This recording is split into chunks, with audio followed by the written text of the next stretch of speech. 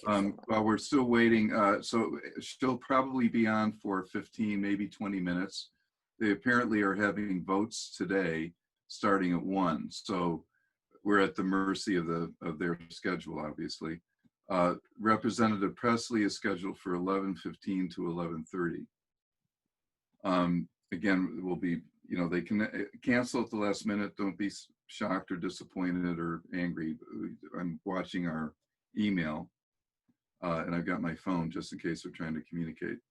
The third person that's coming is at 12:30, and that's a Senate staffer. So they're not, I don't think they're taking votes today. So she'll have more flexibility.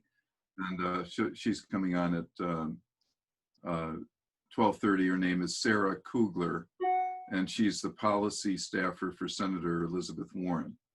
Warren is on the Senate Banking Housing Subcommittee. She, along with Senator Brown, are the point person for housing legislation in the Senate for the Democrats. So she's very important.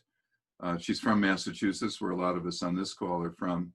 This is Andy Gutierrez from Rep. Tlaib's office. I believe she's on the House floor right now. She has an amendment that is going to be voted on in the next few minutes. So I'm just trying to get in touch with the staffer who's with her. But I believe right now she's on the House floor. Unfortunately, just the timing, her amendment is about to be considered.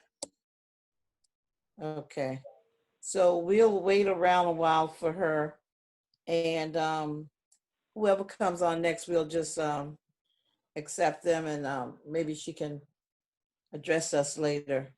Well, I'm here, and I'll have to leave soon to go vote myself. So, how is everyone? Who's that? Ayanna. Oh, I'm sorry. Yes. Okay, I'm ready.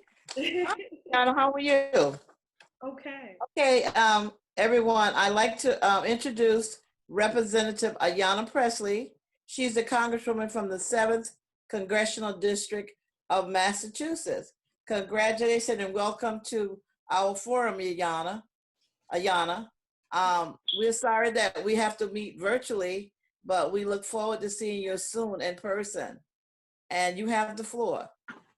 Thank you so much. Thank you, Geraldine and Michael. Thank you for bringing us all together. I too wish that I could be with you physically, but in the interest of public health, and also there being votes here in Washington, we have to convene virtually, but I'm grateful for the opportunity to do that. And I'll just say personally, especially today, this is actually the anniversary of my mother's passing. And I'm an only child, and my mother gave me my roots and my wings, and was an incredible role model as a tenants' rights organizer, and really centering for me early on the power of the people, of organizing, of mobilizing, and why it's important to hold those in positions of power accountable to us, and to make sure that the voices of the people are heard. And so I do hope that in word and in deed every day I'm delivering a love letter to her. And so it is very appropriate on this day that I would be together with all of you. It was only just a few months ago that many of us were sitting together around a conference table discussing our tenant empowerment bill. And although our ability to gather again is much more limited these days, I really appreciate it. It's so fortifying to be in virtual community with all of you. I've said so often that the people closest to the pain should be the closest to the power, driving and informing the policy making. And there is no better embodiment of that belief than the work carried out by the National Alliance of HUD Tenants. Thanks to your advocacy on behalf of the interest of HUD tenants across the country, you embody righteous relentlessness of generations of tenant organizers, again, including my mother. Thank you for honoring that tradition beautifully and fiercely. Early on, my mother instilled in me that there is a difference in life between your job and your work. And as a tenants' rights organizer, she was honoring both of those, both her job and her work, with a capital W, the advancement and the upliftment of community. My mother made sure I knew that it was our mandate to stand up and to demand justice in the name of those left out and left behind, because justice delayed is justice denied. And make no mistake that housing is a matter of justice. being poor, in the words of Doris Bunty, is not a character flaw. And one does not deserve less simply because you cannot afford more. Unfortunately, in my committee assignment serving on the Financial Services Committee, with each appearance by the current Secretary of Housing and Urban Development before the House Financial Services Committee, I find myself increasingly concerned about his statements, which are dismissive, as the agency's recent behavior has been cruel and calloused and disconnected from the challenges, the hurt, and the needs of everyday people. From proposed rent increases to the rollback of LGBTQ protections, the cruelty with this administration is always the point. The Secretary refused to agree with even the most basic truth, that safe and stable housing is a critical determinant of health. I don't know if any of you followed that hearing, but it was quite the exchange. And again, he would not confirm this most basic truth, that housing is a critical determinant of health. And so if he couldn't affirm that, I doubt that he would affirm that safe housing is a fundamental human right. But in the face of an administration filled with animus and callous disregard for the plight of our most vulnerable, it is up to Congress to act as the conscience of the nation in the absence of leadership and compassion by the Trump administration. So Congress has to step up where they have chosen to stand down. 2 months ago and earlier this week, I stood on the House floor before my colleagues, sounding the alarm that soon rent would be due. And in fact, it is today. As I'm sure you all know, the 4-month eviction moratorium included in the CARES Act is set to expire later this month, July 25th to be exact. The HEROES Act, which the House passed back in May and continues to sit on Mitch McConnell's desk, expanded these protections by establishing a nationwide blanket moratorium on all evictions for the next year and investing $100 billion in an emergency rental assistance fund. The bill would also allocate millions in supplemental housing, or rather in supplemental funding for PHAs and additional housing vouchers. Now, earlier this week, we voted again on these protections and many others offered by Chairwoman Waters' Emergency Housing Protections and Relief Act, because McConnell's refusal to do his job should have no bearing on our ability to do ours. We cannot abdicate our responsibility to leave because the scale and the scope of the hurt is simply too great. We have to be bold. We have to take urgent action to keep our families whole and safe. In my district, the Massachusetts 7th, 30% of families have missed a rental payment during this pandemic. Black Americans in particular are on the verge of an eviction tsunami. A report released this week by City Life Vida Urbana found that before evictions were banned statewide, 78% of all evictions filed in Boston were in census tracts where the majority of residents are people of color. So make no mistake, this is an issue of racial, economic, and health justice. Again, housing is a critical determinant of public health, as evidenced by the disproportionately high infection rates amongst those experiencing homelessness with COVID-19. I am proud that this week's bill, as the HEROES Act, includes my Public Health Emergency Shelter Act and will provide more than $11 billion in funding for rapid housing, rehousing, and efforts to improve the health and safety of those experiencing homelessness. How can you possibly physically distance or keep yourself safe from a virus when you're not even able to wash your hands? We have a moral obligation to protect the health and safety of all people, especially those most vulnerable. As we find ourselves staring down a massive wave of evictions, we literally cannot afford inaction that will result in even more housing instability and more displaced families. But we can't do this work alone. We need the leadership of advocates like those I see before me today, convening in virtual community. Proud to be working alongside my colleague and my sister in service, Representative Tlaib, on our Tenant Empowerment Act, and certainly the indomitable Chairwoman Waters. While many of our plans have been temporarily paused by this pandemic, as we try to move quickly to meet the demands of this moment, I do look forward to resuming work on this particular critical piece of legislation. So again, I thank you all again for the opportunity to say a few words. I thank you for what it is that you do each and every day. And I look forward to our being together soon. But in the meantime, the struggle continues, and so too must the work. Thank you, Representative Pressley, for those kind words. And we thank you for looking at the tenant empowerment bill and keeping it at the forefront, because we are fighting for tenants. And like you said, we all deserve safe and decent and sanitary conditions in our homes. And we thank you again to all of the Massachusetts people that is on right now. Can you get a holler out or whatever to your representative? Hey. Massachusetts? Hey.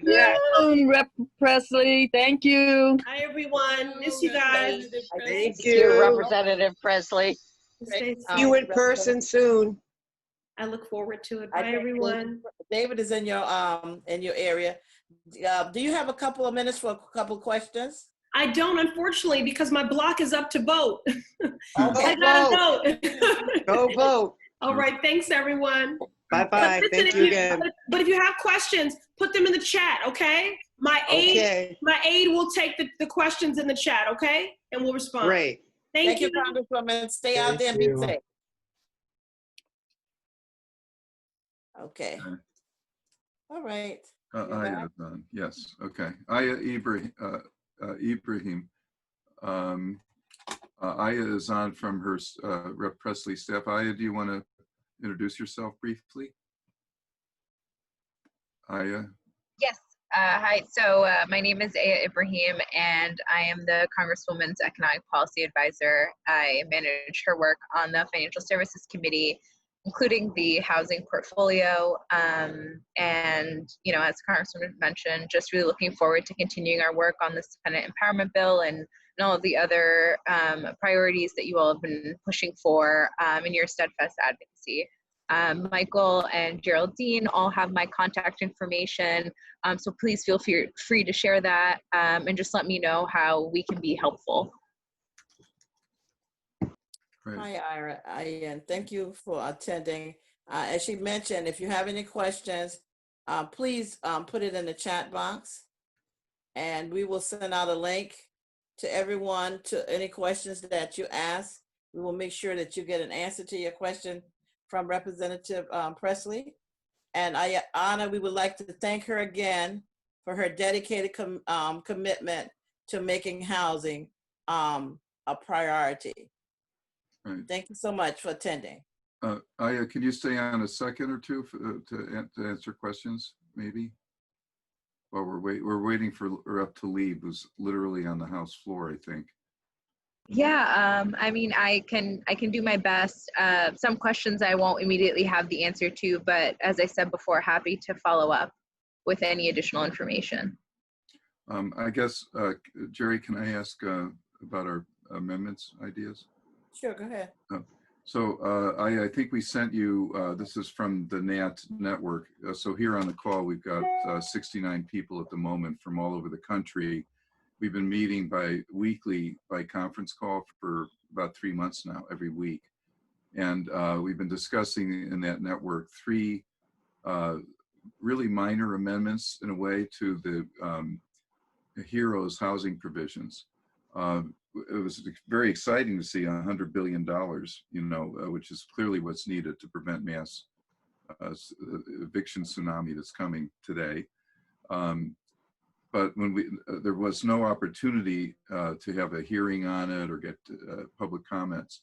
So when we finally got access to the text, we came up with 3 ideas to which we think would improve the bill in the framework of the bill without adding any more money or any new programs. One of those is to expand the eviction moratorium that's being proposed to include all aspects of evictions, not just judicial actions. And the precedent for that is in the Massachusetts eviction moratorium bill that we did a lot of work on here, the folks on the call from Massachusetts did. That bill was a very good language. It's not just for judicial actions, but a lot of the games that landlords play to get rid of people, especially vulnerable immigrants that are, you know, they'll be threatened with a threatening notice to quit. Well, that's not a judicial action. That's just action by the landlord. So it was important we expanded the legislation here to cover those kinds of things. So there's very good text. It's a precedent. And we would like to suggest to you and Senator Warren's office working that in the next few weeks while the bill is being debated as a way to strengthen the eviction moratorium.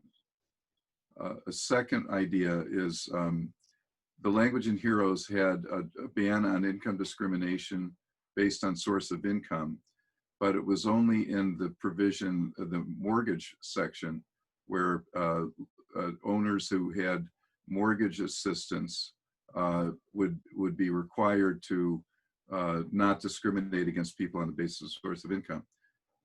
So that was important, that was good, but parallel language was not put in the renter emergency section. My hunch is that's an oversight. It was probably just in the rapidity of drafting, I didn't catch that.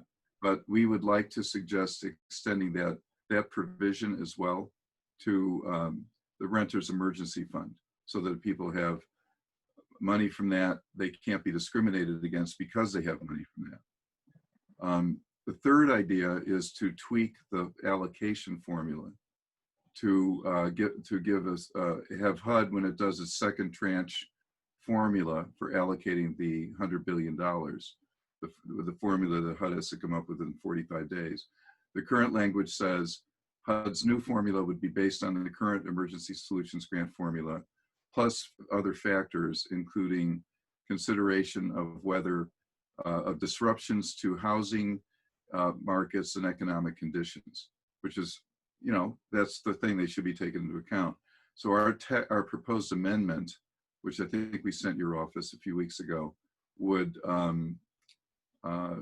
tweak that to make it clearer that HUD should give in its formula a higher priority to cities like Boston or Detroit that have programs for preserving naturally occurring low-income housing, affordable housing, which, as you know, are places like Roxbury, Dorchester, Mattapan, or downtown Detroit, or any number of cities where these small property owners, many of whom are people of color, are not going to make it. Even with mortgage forbearance, even with rental assistance, they're going to have a hard time surviving the pandemic. We're afraid that these giant corporations like Blackstone that are getting backed up by trillions of dollars of Federal Reserve money, plus hundreds of billions from the CARES Act, they're going to have plenty of money to come in and literally buy up entire neighborhoods. So the idea was to tweak the formula so that cities that have a program to prevent that, a preservation program to save the small landlords, or to promote their transfer to community-based nonprofit ownership to keep it in the community, Michael? would get priority. So that's I interrupt you, Michael, but Andy Goddess has been sitting and waiting. He's from Representative Tlaib office. I'd like him to say something right quick. Andy? Hi again. Yeah, just as an update, I know she was just on the floor debating her amendment and should be walking off very shortly, but we're still trying to get her to be able to join. How long is your call going to go for? till 2. 2 Okay. o'clock. So I will try to get confirmation if she's going to be able to join before 2. I know they're voting on her amendment now, but she would really like to be able to join and speak with you all. Obviously, these issues are really close to her heart. Yes. And I appreciate hearing about the amendments. This is the first time I've personally heard of them. A different staffer on our team works on the Financial Services Committee and handles housing issues, but I'm definitely happy to pass these along to her and to work with Representative Pressley's office on evaluating them. That's great. We did talk to Chastity Murphy from your staff about 2 weeks ago about this. Yes. So that, Jerry, I think we could, in theory, we have the line, we could stay on till maybe 2:15, but not any later than that, because we have another event. But so if she could only come at 2, we could probably we could hang out to 2:15. Okay, I'll try to get some confirmation for you. Yeah. Thank you, Andy. Because that So was anyway, I gave the outline. So have you had a chance to look at those ideas, and can you comment on that? Yeah, I mean, I know that you've also sort of been in communication with committee, and the congresswoman's perspective is that we defer to them on a lot of these issues, and we are happy to advocate and continue having these conversations. As I'm sure just because of the sort of immediacy of so many of these crises with Heroes, it was just about getting everything together as quickly as we could and getting it out, even as it sits on McConnell's desk. So, there wasn't really an opportunity to amend, but, happy to raise these issues with committee once more, and maybe see if there's some room for that, as we would hopefully go to conference. But, my recommendation would be to also raise some of these concerns on the Senate side, because they have not voted on Heroes. But that's sort of where we are, and just generally pushing to get as much money out the door as quickly as we can, just given sort of the scale of the coming. We were in a housing crisis before, but even more so now. And so as we're looking at this wave of evictions, as the Congresswoman mentioned, that's really where our focus is at. But happy to continue discussing and collaborating as always. Thank you, Aya. I should mention, I want to thank you and Chastity have been really terrific in working with our board and the organization on the hearing last fall and on all of this. We really appreciate that. I should, on the point about is it too late on amendments, we have a Massachusetts coalition that put together a call with 3 members of the delegation, and so one of them was Congressman blocking his name, the chair of the Rules Committee, Jim McGovern. We had a call with Jim McGovern, who right after Heroes passed, the following Monday, we said, "Is it too late?" And he said, "No, it's never too late." He said, when the end game negotiations happens in the Senate, about sometime probably late in July, as long as the leadership embraces the amendments, they can be worked in at that time. So he was fine with that. He said it was important to get support from Maxine Waters' committee, but he said there is an opportunity to do that. So we are going to bring it up. We're meeting in a few minutes with Senator Warren's policy aide, Sarah Kugler, to talk about this very point. And so we think that over the next month, in theory, as long as there's support from the committees in both the House and Senate and the conference committee, there would be an opportunity to do these things. So, if you could give us some feedback on the content, that would be helpful. Yeah, I mean, like I said, I think generally where we would likely fall is, fairly in line with whatever the committee's feedback is on some of this, just because they have been so deep in the weeds on the development of the different programs and provisions. The Congresswoman mentioned that she had one bill that was included, and so, happy to get more in depth on sort of ESG funding and that stream. But that's sort of where our expertise and where our focus has been within the context of Heroes. Okay, got it. Yeah.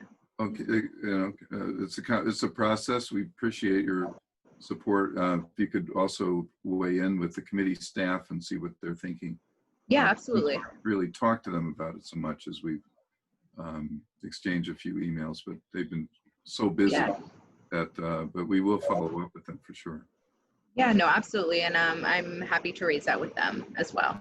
Great. Thank you, Aya. Yeah. And thank you all. Unfortunately, I also have to run, but as I said, Michael, Geraldine have my information. Thank you all for organizing this convening. Please let me know if you have any questions, or however, again, we can be helpful, or I personally can be helpful in supporting your critical work. That's Thank you great. so much. Thank you. Thank you. Thank you, Ayanna. Can somebody let us know when Sarah Kugler joins? She's that name shows up. She's from Senator Warren's office, and she's scheduled to be on at 1:30. Yes, I'm keeping track of who's joining. Great, that's the I'll one, probably not Sarah hear this Kugler. time. That's who it is. While Sarah, we're waiting, Michael, I'd just like to encourage people, even though you hear us talking about the tenant empowerment bill, and we really want to try to pass this bill. So everyone on the call, try to encourage all of the people in your state to support this bill. Your senator, your congressman, anybody you can think of. Michael has, he sent everyone around. Everyone should have did you have a link that you can send around to everyone, Michael? If they go to their senator, that they can take a package and show them about our tenant empowerment. I think we had a one page. yeah, it's in the Cherry Russell posted it in chat earlier. Yeah. So This to your senator, your congressman to support this bill, because this is a very important bill. And I think we can get some things done. And things is happening at Forest Cove and Opelika. Things like this shouldn't be happening. And this bill would protect the tenants from these deplorable conditions, because no one should have to live in the filth that we saw yesterday from Forest Cove and places like Opelika, where they're constantly in that area having a lot of flooding and windows leaking and mold. And you got to think about our children, the future. The children are suffering. The children's going to be dying pretty soon from all of this stuff if we don't try to get this bill passed. So this is very important that we as a membership try to push this bill and tell everyone in our state to support it. Thank you. I would like to also just, Correction, that's Atlanta. That's Atlanta, not Opelika. Pardon? Oh, you were saying that the location was in Opelika. I said Forest Cove and Opelika in Florida. and Opelika. Yeah. David was trying to say something. yes, Property. I'm talking about the properties in Opelika and Forest Cove that Millennia owns. Landlords like them, they're deplorable and the conditions are terrible. Okay, I thought you were just talking about Forest Cove. Sorry. So we're doing pretty well on timing. In the chat, Cherry Russell has posted the one pager on the react. Thank you have joined. Tenant empowerment. Okay, Sarah's here. Great. Hi, everyone. How are you today? Hey. Hi, Ms. Kugler, how are you? I'm doing all right. Okay. I'd like to introduce Ms. Kugler. She is the person from the staffer from Senator Elizabeth Warren's office. Sarah, you can go ahead. Hi, everyone. I work on Senator Warren's economic policy team, and as part of that, I work on housing for her. I've been with the senator since about October, and I've had the opportunity to chat and meet with some of you and not yet with others of you, so I'm really thrilled to be on this call. And I want to let you guys jump right in, but just want to preface by saying the senator is well aware that we've had a housing crisis long before this public health crisis, and that like right now that crisis has only grown in scale and scope, and that folks are facing really scary situations right now, and she is fighting as hard as possible both to make sure folks can remain in their house, that folks experiencing homelessness can be connected with shelter or services, and also that other critical protections that help folks stay in their houses, like, for example, unemployment insurance, that we make sure that there is robust support, so that like all of the pieces of the puzzle fit together to make sure people have access to housing right now, and that she continues to fight and will continue to fight for those larger structural changes we need to address the affordable housing crisis that has existed well before this moment. I just got a message that, thank you, Sarah. I just got a message that Representative Tlaib is here. Sarah, what's your time flexibility like? I know. Oh, I will happily step off so that the Congresswoman can speak with you guys, and I'll pop back on when she's done. Thank you. Yeah. Thank you. Jerry, you can't. Jerry, you're on mute. Jerry, you're on mute. Sorry. Good afternoon. I'd like to introduce to everyone Representative Rashida Tlaib. She's the Congresswoman from the 13th Congressional District of Michigan. Congratulations and welcome, Representative Tlaib. People on from Detroit, Claudia Sanford, I think you're. Oh yeah, Claudia's wonderful. Yes. Yes. Hey Claudia, I'll be home in Detroit soon. I think I'll come back home tomorrow. No, thank you all of you for always speaking the truth, especially around tenants' rights, but also not settling for less or half measures when it comes to so much, I think, importance of housing and affordable housing, but also just, human dignity for so many of the, especially my residents who, overwhelmingly always feel less than based on the policies and how they're approached as tenants. And so I just really want you all to know I'm really grateful. I just got off the House floor and fighting for in the infrastructure bill. We got successfully a carve out of $22.5 billion to replace fully, because right now they do partial replacement, but fully replace lead pipes into people's homes, which is a huge issue. Yes, and so it's a huge victory for us. I am extremely pleased, and hopefully will definitely be successful in the Senate as well. But we're going to continue, showing folks what's possible, and that means prioritizing funding and just, pushing forward, and again, not allowing half measures when it comes to our quality. But again, if there's any questions or, let me know. You will see more and more of me pushing back against what some of you may know about opportunity zones. So I repeal it completely, but it's a capital gain tax break for, billionaires like Dan Gilbert and others. It was sold to many of my colleagues that it was for affordable housing and poverty or census tracts that have high rates of poverty. And unfortunately, what we saw happen with opportunity zones is, they were building bougie hotels and doing all this kind of development with our, again, our tax break and again, all their capital gain would be completely not taxed. And then also the opportunity zones were assigned to census tracts, y'all, that did not meet poverty guidelines. And so just know my role on House oversight, those are the kinds of things I watch out for. And so the one of the subcommittee chairs, Raja, I'm going to try to say Karmamurthy. How do I always say it? Karshamurthy. I'm getting hang of it. Yeah, thank you. Yeah, so Raja and I sent a letter. We're going to continue pushing back to the administration and fully want an investigation and oversight.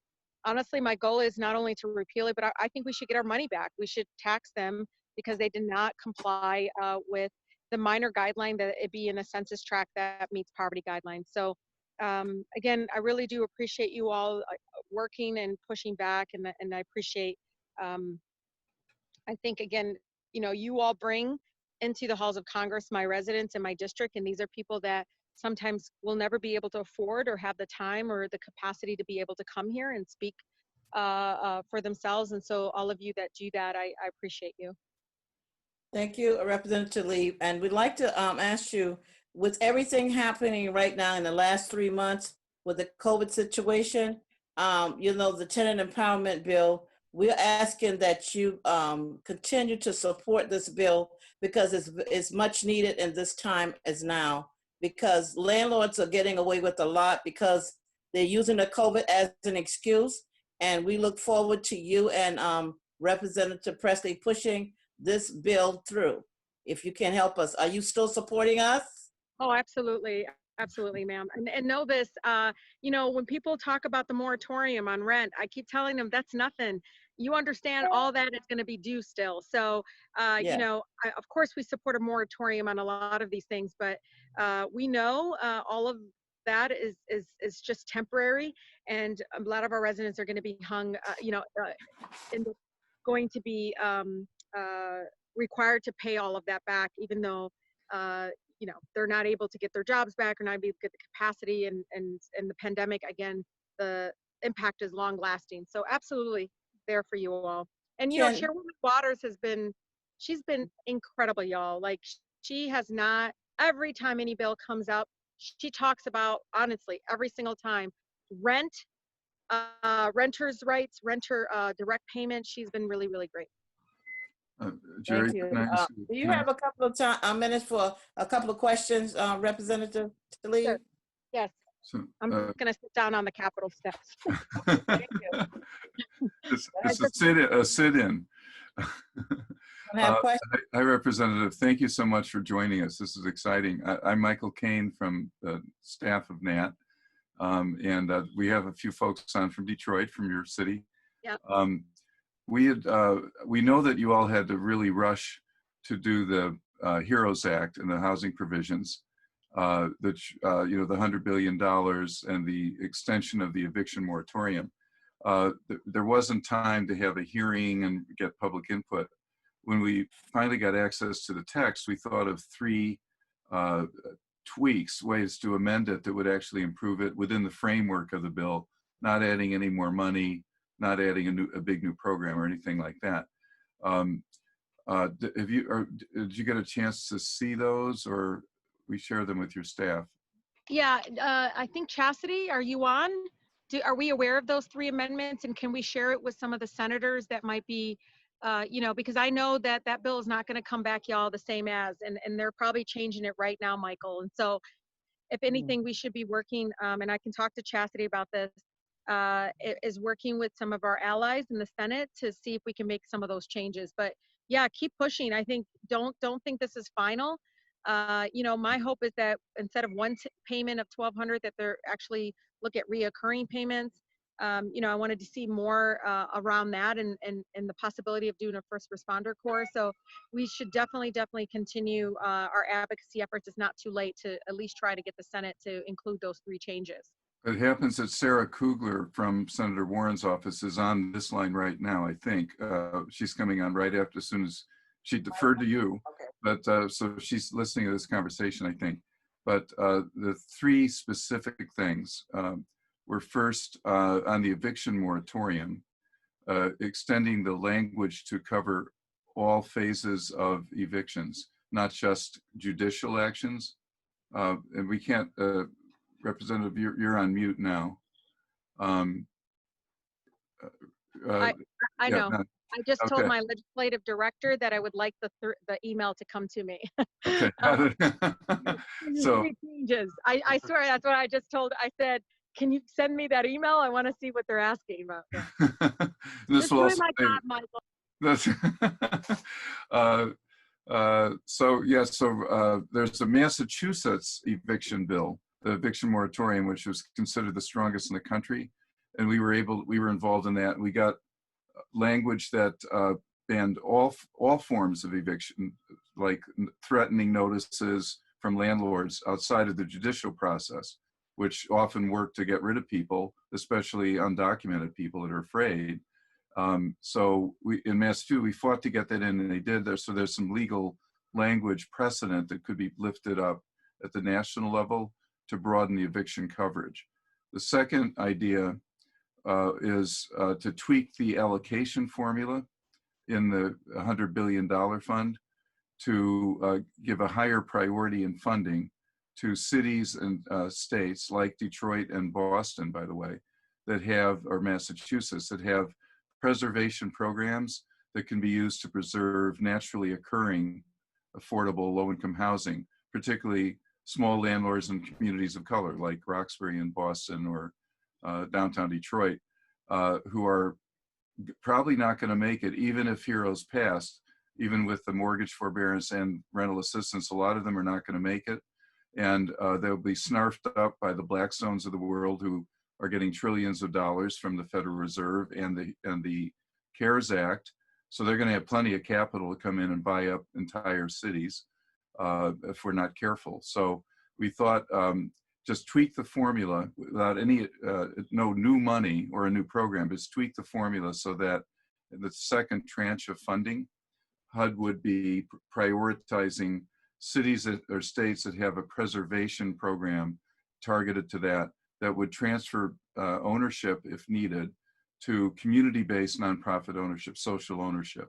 So it would either preserve it or transfer it.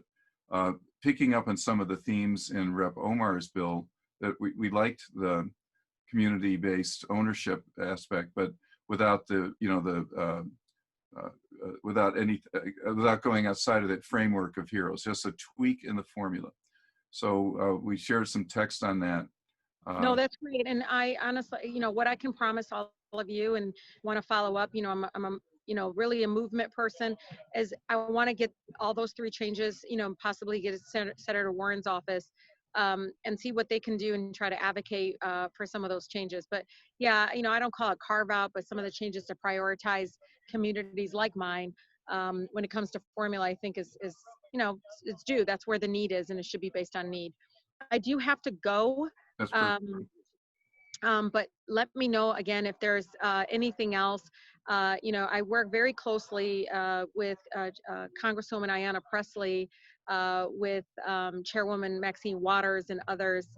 We have a good working relationship, constantly communicating. So I will make sure to also make them aware of those changes if they're not aware of them. Yeah, and again, I really appreciate, you know, like having Claudia, because sometimes even, yes, bills are important in policy change and continue that fight. But in the meantime, you know, these are years and time that I can't get back from my residents, and people like Claudia at United Community Housing Coalition in Detroit and others are the ones who keep people, you know, in their homes, that fight against the corporate greed. And so in the meantime, while we continue to fight for meaningful change here in Washington, D.C., I just want to thank all of you for not giving up on people that need it the most, that really don't feel like they have anybody on their side. So I really do appreciate, again, all of your incredible, important work. So thank you so much. Thank you, Congress. Please be safe out there, y'all. Please be Great safe. giant, and thank you so much for being a giant in Congress. We really appreciate you. And we see that you're going to continue to fight for the people. More power to you. God bless you. On the call right now. Okay, Congresswoman Tlaib has been at our side through everything. She's been to every meeting. We have a real. So I think, Sarah, are you still there? There can go back. Thank you. Thank you, David. Hi, I'm still here. I got about 14 minutes with you guys before I do have to hop off still at 2 for another call. Okay. That's, we were hoping for just 15 minutes, so this worked. Wonderful. Unless you just heard the pitch. Yeah, I did, and I'm happy to kind of chat about it, because it sounds like, as you guys know, Senator Warren introduced an eviction moratorium yesterday. It's similar to the eviction moratorium that's included in the HEROES Act. There are 2 changes. One is that it brings back the prohibition on charging fines, fees, or any other charges related to non-payment of rent. And it also bars eviction based on reasons motivated in part by non-payment of rent, not just wholly by non-payment of rent, which hopefully would cover renters who could be evicted for no cause.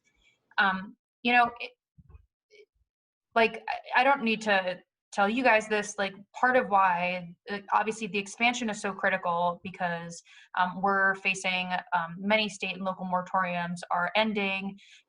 Right now, most tenants are being protected by those state and local, because the federal eviction moratorium, while it's really important, as you know, only covers 30% of renters, and it's incredibly hard for renters to know if they're covered by it, which makes it likely, you guys, I'm sure firsthand have seen from folks, and we're hearing from folks and reading in the news that people are getting evicted even though they're covered by this ban. And, you know, some interventions have been able to help keep folks in their homes, but there's a ton of folks who almost certainly are being evicted in violation of that law.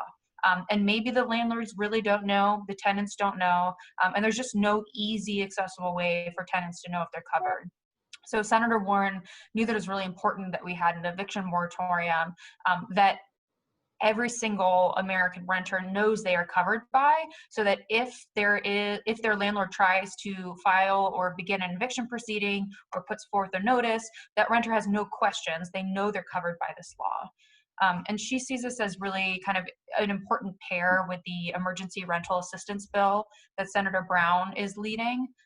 You know, like Congresswoman Tlaib said, it's not just about an eviction moratorium, because when that moratorium ends, folks still have to pay those payments. Right. And so we see this as a pair with the rental assistance bill, because, you know, this means that, for example, like while folks are submitting their application for rental assistance, while they're learning that rental assistance is available to them, they would still know that they're covered and can remain safely in their homes, so that even if it would just ensure that like nobody's getting evicted, nobody's losing their housing, and then would connect them, you know, ideally both of these would get passed together. And so then folks would be able to get that assistance to pay back that, you know, back owed rent that they're not able to afford, and make future payments for short or medium term assistance if they need it. So we see those two as going really hand in hand. I think y'all are probably aware, but you know, Senator McConnell controls what happens on the Senate, what gets brought up for consideration. The HEROES Act passed over a month ago, and he has, you know, said outright that it has not been a priority for him. Now he is saying, you know, now we're hearing that Republicans are going to put forth their own version of a stimulus bill after the July 4th recess, which would mean right at the end of July, like right when we're at that expiration of the national moratorium, right when we're at the expiration for those extra $600 in unemployment benefits that we know are so important to folks, and like really helping keep folks whole right now and able to like afford rent, afford food, keep the lights on, right? Just like live. And so, so far, Senator McConnell has not approached Democrats about you know, talking about that bill, negotiating that bill, thinking through that bill. So what we expect to get when we come back from July 4th recess is a wholly partisan bill that was crafted without Democratic input, and we'll have to negotiate from there. So it's not great, it's hard to predict what will come through. You know, I 100% don't expect us to get the text of HEROES on the Senate floor and work from there. That's certainly what my boss and other Senate Democrats have been calling for, is for Senate, you know, Senator McConnell to bring HEROES to the Senate floor and then give us an opportunity to amend it from there. But that's just not what we expect to happen in practice. So, you know, we will continue pushing. I know all of you guys are pushing to get a bill sooner than like right up against this like deadline that is so critical for folks like dignity and livelihood and well-being. And then also like to make sure that it is a bill that actually does contain all of the protections and assistance that we need. Sarah, you should know that on this, we have about 75 people on the call right now. They're all the heads of tenants organizations or organizers of citywide or statewide organizing projects, including Atlanta, Florida, Texas, which have Republican senators. I think Arkansas might be on as well. So we've been part of the campaign to get support for the $100 billion with the Low Income Housing Coalition, and we will continue to do that. So there's about to be a tsunami of evictions in their states, and it's going to be combined with a wave of COVID infections in those states. They're in for a big surprise. And I think we saw the political shift that happened everywhere in March. Astonishing that we went in 2 weeks to pass a $3 trillion bill unanimously. So they're not immune. McConnell may say something, but they're not going to be immune to the tsunami of evictions of their own seats in the fall elections that's coming down the pike at them. So, you know, that may change the dynamic. We're going to be part of as much of that as we can. So we really applaud the work that you all are doing to get this out there, but hopefully we can, working with you, change that environment and get something past these people. so on the specific ideas, tweak, if there is a discussion and it gets that far, would you all be willing to take a look at these specific tweaks, like expanding the evictions to include threatening notices, for example, not merely court actions? Because they get rid of a lot of people in places like East Boston or Chelsea long before somebody goes to court. They just go in and threaten people.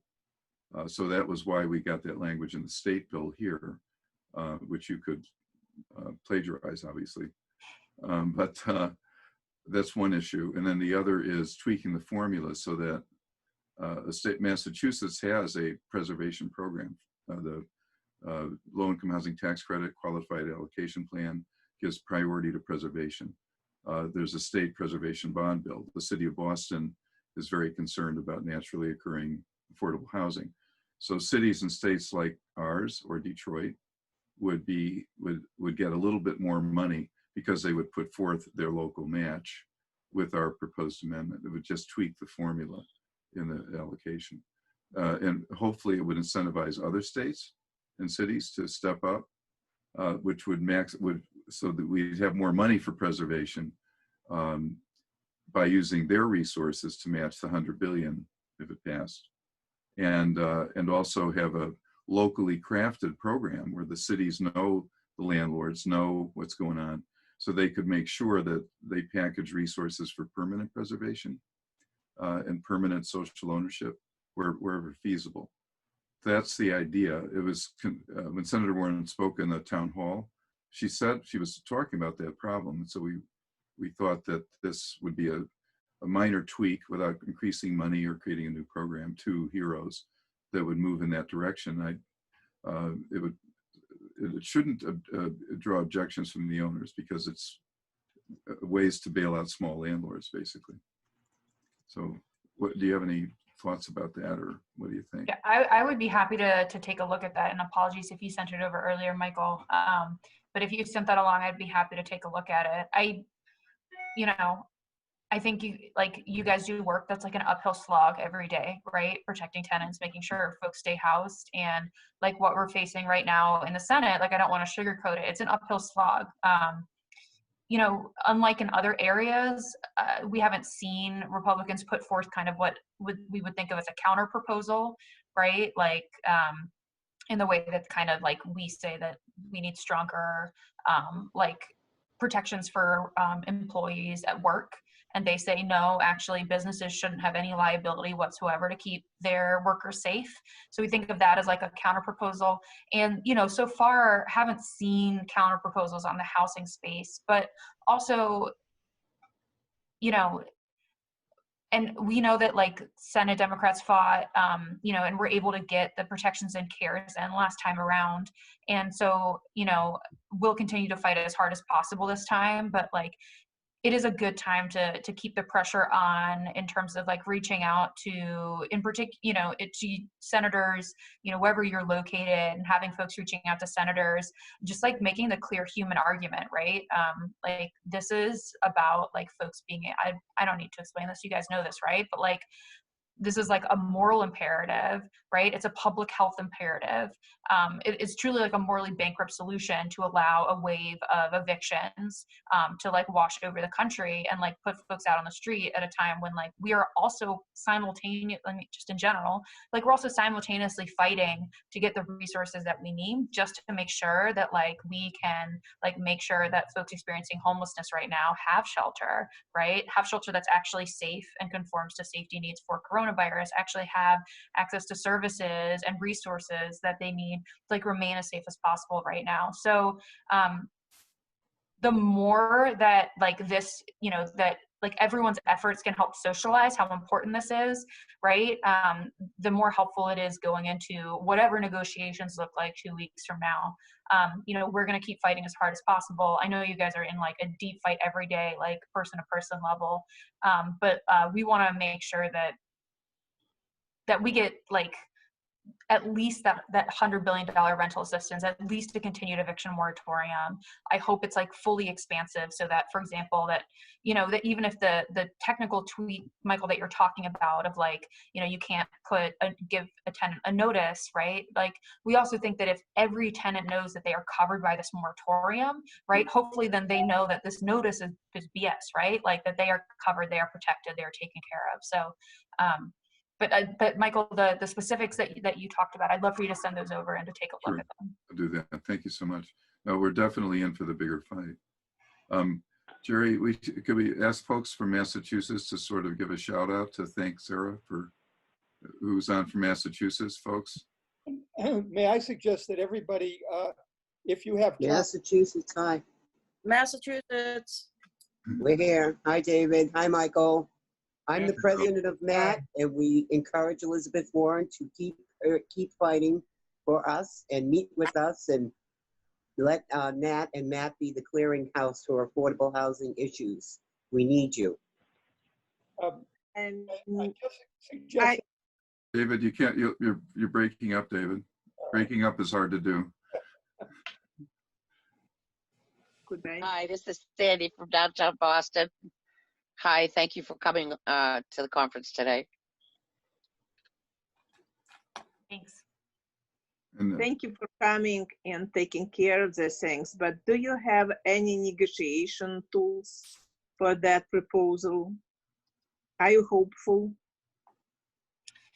So the thing that I am most hopeful about, I'd say there's two things. One is that like Senate Democrats are really aligned in prioritizing housing and housing protections in the next stimulus package. House Democrats have already been clear. They passed HEROES, which has robust housing protections. And then this week they passed basically the housing provisions of HEROES again to emphasize how important those are. And Senate Democrats, and in particular, like Senator Brown, who is the head of the Committee of Jurisdiction for Housing, he knows and cares deeply about making sure that folks remain housed. So that's both like he leads the rental assistance bill. He's a co-sponsor of the eviction moratorium.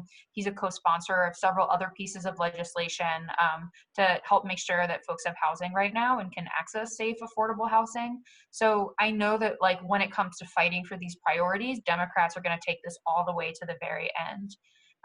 And then the second thing that like I think there is no shortage of outreach that would continue, like as the more outreach to Senate Republicans, the better in terms of these issues. But I'm hopeful that like there are groups of like local groups, national groups, state groups, a ton of folks are fighting really, really hard, including yourselves, for these provisions right now, and doing a really amazing job lifting up like the stories, like so that it's not just like a high level policy fight, but we're really talking about the human impact of what it means not to extend these protections, how detrimental that would be to so many millions of Americans' lives and well-being.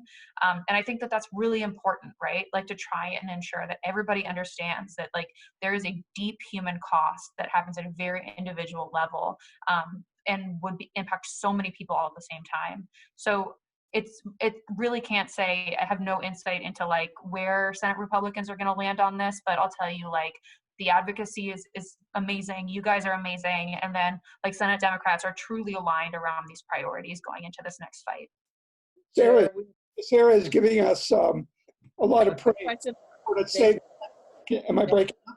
You're breaking up, David. And I do have to apologize, guys. I do have to pop off for another call that started a few moments ago, but please feel free to, Michael can share my email with any of you. Please feel free to follow up via email, either about the stimulus package or just if there's particular things you're seeing that you want to make sure Senator Warren knows about. We always want to hear about that. My boss always want to make sure she knows what's happening.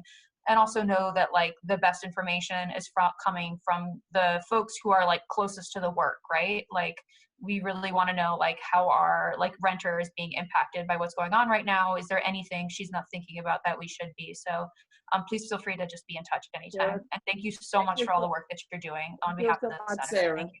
Thank you so much, and send our regards to the Senator, and thank you for attending our virtual conference today. And as we look forward to the Senator you know, supporting the tenant empowerment bill as well. Thank you so much. Thanks so much, And guys. stay safe. Stay safe.